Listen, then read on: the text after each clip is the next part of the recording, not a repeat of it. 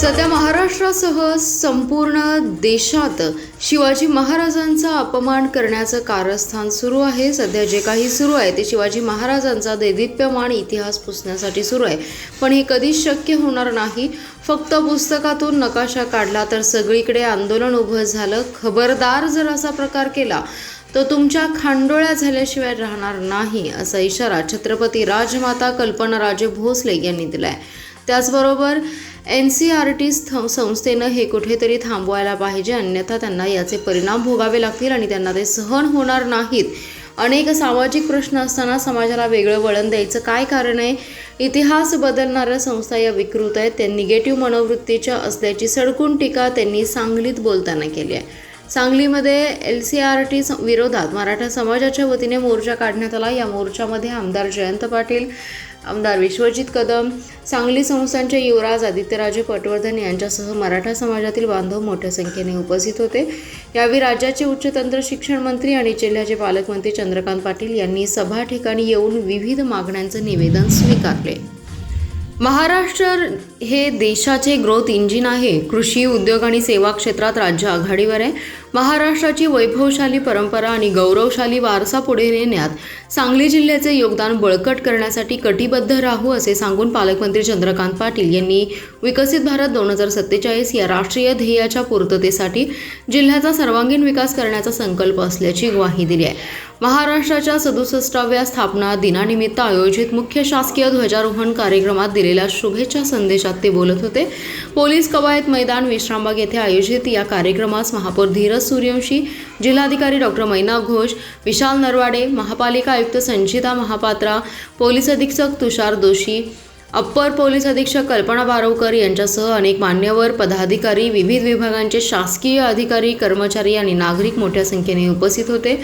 कायदा व सुव्यवस्था अबाधित राखण्यासाठी आवश्यक पावले उचलण्यात येत असल्याचे सांगून पालकमंत्री पाटील म्हणाले, जिल्हा नियोजनमधून पोलीस विभागाकडील पायाभूत सुविधांसाठी 15,57,00,000च्या प्रस्तावाची प्रशासकीय मान्यता होऊन कामे प्रगतीपथावर आहेत।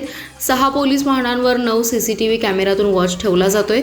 अंमली पदार्थ मुक्त सांगली जिल्हा अभियान हाती घेत वर्षभरापासून कायद्याचा धाक, जनजागृती आणि उपचार ही त्रिसूत्री राबवण्यात येत असल्याचे सांगून पालकमंत्री पाटील म्हणाले, CSR निधीतून जिल्ह्यात संयम उपक्रमांतर्गत 300 हायस्कूलमधील 600 शिक्षकांना प्रशिक्षित करण्यात आलं। त्या शिक्षकांनी त्यांच्या शाळेतील 8वी ते 10वीच्या विद्यार्थ्यांचे प्रबोधन केलं असल्याचं त्यांनी सांगितलंय। महापालिका क्षेत्रातील महाविद्यालयीन तरुणी आणि महिलांच्या सुरक्षेसाठी आता पोलीस अधीक्षक तुषार दोशी यांच्या संकल्पनेतून दामिनी पथक स्थापन करण्यात आले।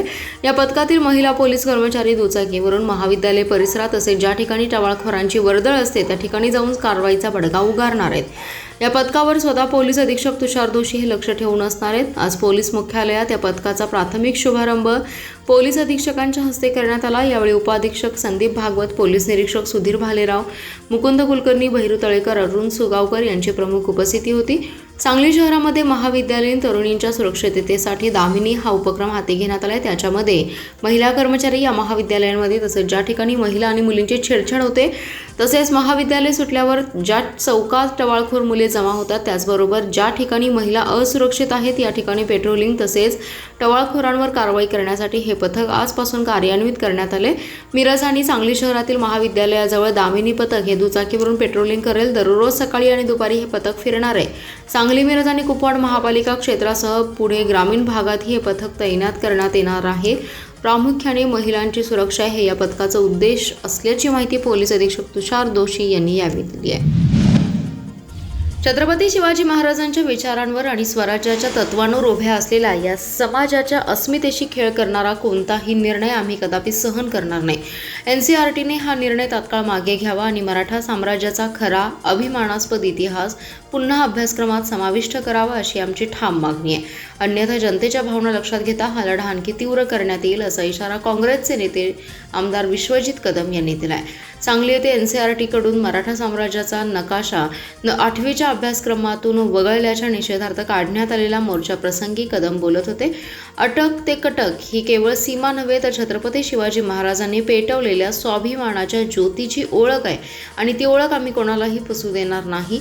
इयत्ता 8वीच्या इतिहासाच्या पाठ्यपुस्तकातून मराठा साम्राज्याचा अटक ते कटक विस्तार दर्शवणारा नकाशा वगळण्याचा निर्णय अत्यंत संतापजनक आहे. हा निर्णय केवळ एका नकाशाचा नाही तर आपल्या गौरवशाली इतिहासावर घाला घालण्याचा प्रयत्न आहे, असंही आमदार विश्वजित कदम यांनी म्हटलंय.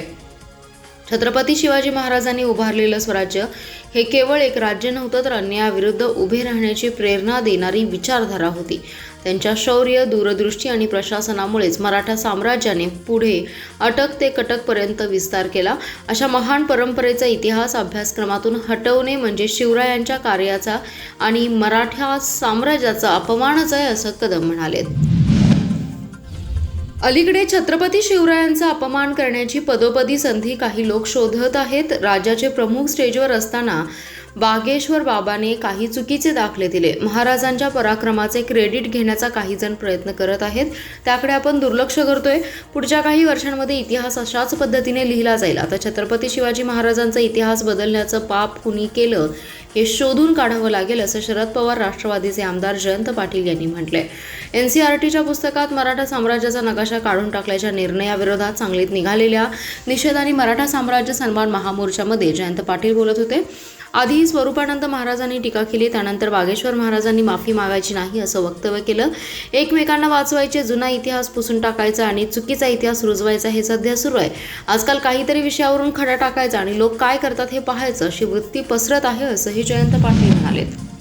महाकारुणिक तथागत भगवान बुद्ध यांच्या 2588व्या त्रिविध वैशाख बुद्ध पौर्णिमा जयंतीनिमित्त सांगलीतील माता रमाई आंबेडकर उद्यान संवर्धन समितीच्या वतीने शुक्रवार दिनांक 1 मे 2026 रोजी विविध कार्यक्रम उत्साहात पार पडलेत. या उपक्रमामुळे शहरात धार्मिक आणि सामाजिक उत्साहाचं वातावरण निर्माण झालं.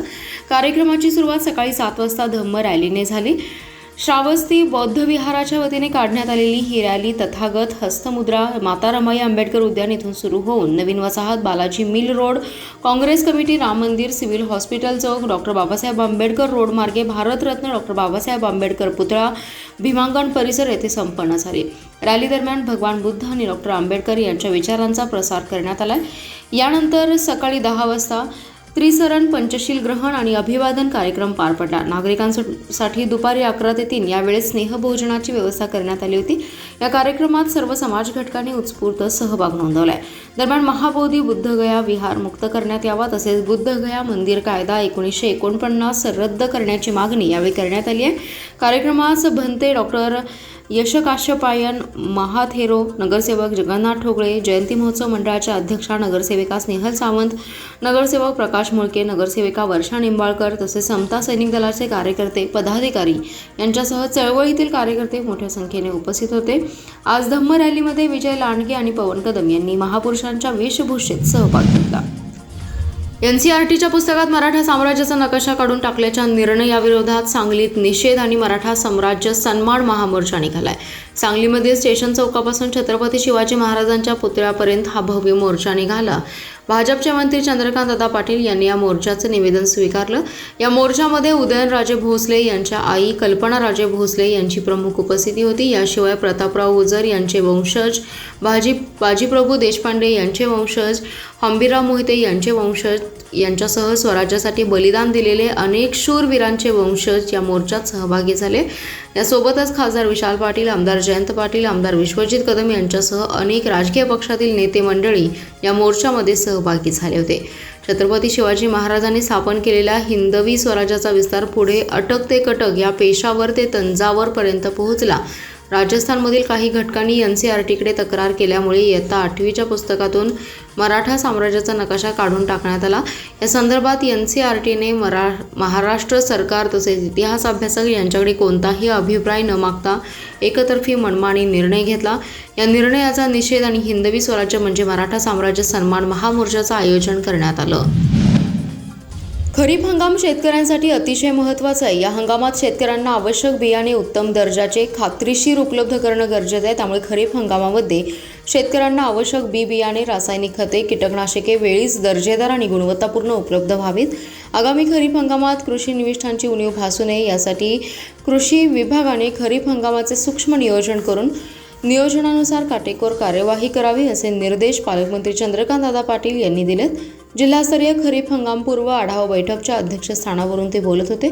यावेळी खासदार विशाल पाटील, आमदार सदाभाऊ खोत, आमदार सुरेश खाडे, आमदार गोपीचंद पडळकर, आमदार सत्यजित देशमुख, आमदार सुहास बाबर, जिल्हाधिकारी डॉक्टर मैनाक घोष, विशाल नरवाडे, कृषी अधिकारी विवेक कुंभार उपस्थित होते। खरीप नियोजनानुसार खते आणि विविध वाहनांच्या उपलब्धतेबाबत दक्ष राहून त्यांचा सर्वदूर पुरवठा पुरेसा होईल, या शेतकऱ्यांची अडवणूक फसवणूक होऊ नये याची काळजी घ्यावी असं सांगून पालकमंत्री पाटील म्हणाले, येत्या खरीप हंगामात जिल्ह्यात शेतकऱ्यांना पेरणीपूर्व कृषी निविष्ठा उत्तम दर्जाच्या आणि विहित दरात उपलब्ध व्हायला पाहिजेत। जिल्ह्यात कुठेही अनधिकृत आणि बोगस बियाणे, खतांची विक्री, जादा दर, लिंकिंग किंवा साठेबाजीसारखे प्रकार होऊ नयेत। या प्रकारांना आळा घालण्यासाठी कडक कारवाई करावी। शेतातील नवनवीन तंत्रज्ञान पद्धती याबाबत शेतकऱ्यांमध्ये जनजागृती करावी असं त्यांनी सांगितलंय। सांगलीच्या पलूस तालुक्यातल्या आंधळी येथील शेतकऱ्यांनी पाण्यासाठी थेट आत्मदहनाचा इशारा दिलाय। 1 महिन्यापासून आंधळीसह 5 गावांना आरफळ योजनेचं पाणी मिळत नसल्याने दक्षिण आरफळ कॅनॉल कोरडा ठाक पडलाय। परिणामी आंधळी गावासह आसपासची हजारो एकर शेती वाळू लागली आहे, त्यामुळे शेतकरी अडचणीत सापडलाय। शेती वाचवण्यासाठी शेतकऱ्यांकडून पाणी सोडण्याची मागणी वारंवार करण्यात येत आहे, मात्र याकडे दुर्लक्ष होत असल्याने शेतकरी आक्रमक झाले असून शेतकऱ्यांनी थेट आत्मदहनाची भूमिका घेतली आहे। येत्या 2 ते 3 दिवसात दक्षिण आरफळ कॅनॉलमध्ये पाणी न सोडल्यास पलूस तहसील कार्यालयासमोर सामुदायिक आत्मदहन करू असा इशारा दिलाय। मुलांच्या स्वप्नांना बळ देण्याचं काम जशी आई करते, तसेच नंदाताईंनी आपल्या मुलांबरोबर सर्वसामान्य मुलांवरती ज्ञानदान रूपी संस्कार केल्याने आज समाजात वेगळी ओळख निर्माण कांबळे कुटुंबियांची झाली असल्याचं प्रतिपादन माजी आमदार पृथ्वीराज देशमुख यांनी केलंय।